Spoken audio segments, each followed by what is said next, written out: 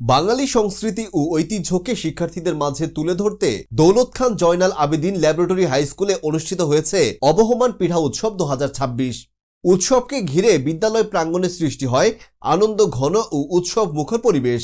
রিয়াজুস সালেকিন বাদশার তথ্য ও ছবিতে ডেস্ক রিপোর্ট।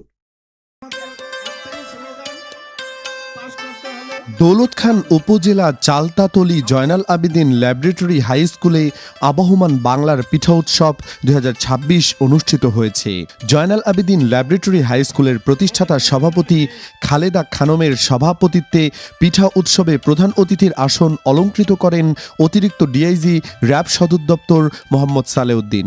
বিশেষ অতিথি দৌলত খান উপজেলা নির্বাহী অফিসার আবদুল্লাহ খায়রুল ইসলাম চৌধুরী এবং জেলা শিক্ষা অফিসার মোহাম্মদ আজহারুল হক। আমন্ত্রিত অতিথি হিসেবে উপস্থিত ছিলেন মোহাম্মদ রাকিবুল হাসান, উচ্চ মাধ্যমিক শিক্ষা অফিসার দৌলত খান, শাহজাহান সাজু, সাধারণ সম্পাদক দৌলত খান উপজেলা বিএনপি, কাজী জামাল, সভাপতি দৌলত খান রিপোর্টার্স ইউনিটি। অনুষ্ঠানে শিক্ষার্থীদের তৈরি নানা ধরনের ঐতিহ্যবাহী পিঠার স্টল পরিদর্শন সহ শিক্ষার্থীদের নৃত্য পরিবেশন, সৃজনশীল উদ্যোগের প্রশংসা করেন অতিথিরা এবং বলেন এ ধরনের আয়োজন শিক্ষার্থীদের মধ্যে দেশীয় সাংস্কৃতিক ঐতিহ্য এবং মূল্যবোধ জাগ্রত করতে গুরুত্বপূর্ণ ভূমিকা রাখবে।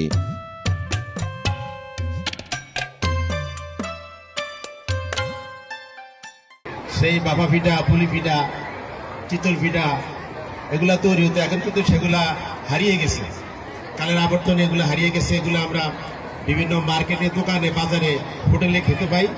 আর বিশেষ করে এখনকার বউরা ওগুলোই পছন্দ করে, কিন্তু নিজেরা তৈরি করে না।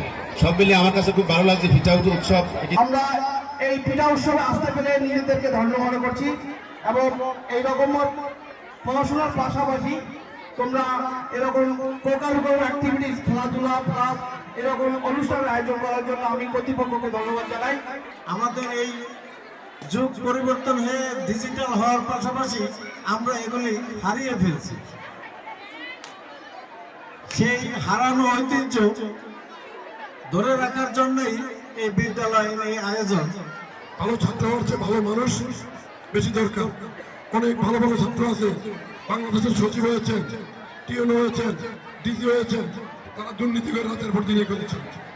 অনেক ভালো ভালো অফিসার আছেন, তারা দুর্নীতি করে জেলে যায়। ভালো মানুষ হচ্ছে ভালো ছাত্র হওয়া খুব জরুরি। এই জিনিসটা আমাদের সবচেয়ে মাথায় রাখতে হবে। আমার সামনে এক ঝাঁক ছেলে এবং মেয়েরা মাঠের মধ্যে কোলাহল করে বেড়াচ্ছে। পিঠা উৎসবে তারা রত, তারা সুন্দর সুন্দর পিঠার যে আয়োজন করেছে আজকে দেখে আমার সত্যি মন ভরে গিয়েছে। আমার এই প্রতিষ্ঠান অনেক কষ্ট, অনেক ত্যাগ তিতিক্ষার বিনিময়ে আমরা আজকে এখানে এসে দাঁড়িয়েছি। 17 বছরে আমরা যদিও অনেক চাপের মধ্যে ছিলাম, তারপরে আমরা কিন্তু কোথাও হাল ছাড়ি নেই। আমরা আমাদের কার্যক্রম করিয়ে গেছি, কেউ আমাদেরকে ধরে রাখতে জমায়ে রাখতে পারে নাই। আমরা শিক্ষা বলেন, সংস্কৃতি বলেন, কালচারাল সকল প্রোগ্রামে আমরা প্রথম ছিলাম। ছাত্রছাত্রী ভাইয়েরা যারা আজকে বিভিন্ন স্টল দিয়েছ, সবাইকে আমি অভিবাদন জানাচ্ছি। অনেকে কষ্ট করছো, অনেক কষ্ট করে, অনেক পরিকল্পনা মাফিক তোমরা এটা সাজিয়েছ, অনেক সুন্দর হয়েছে। এগুলো দেখে আমি অভিভূত। আমি মনে করি যে লেখাপড়ার পাশাপাশি এখন এই জাতীয় উৎসব তোমরা পালন করবে এবং আমাদের দৌলত খানের কৃষ্টি কালচারকে তোমরা জাতীয় পর্যায়ে উত্থাপন করতে পারবে এবং পরিচিতি পাবে দৌলত খান।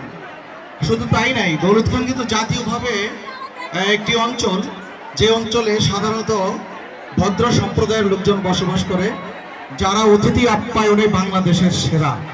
এটা কিন্তু জাতীয় পর্যায়ে প্রতিষ্ঠিত।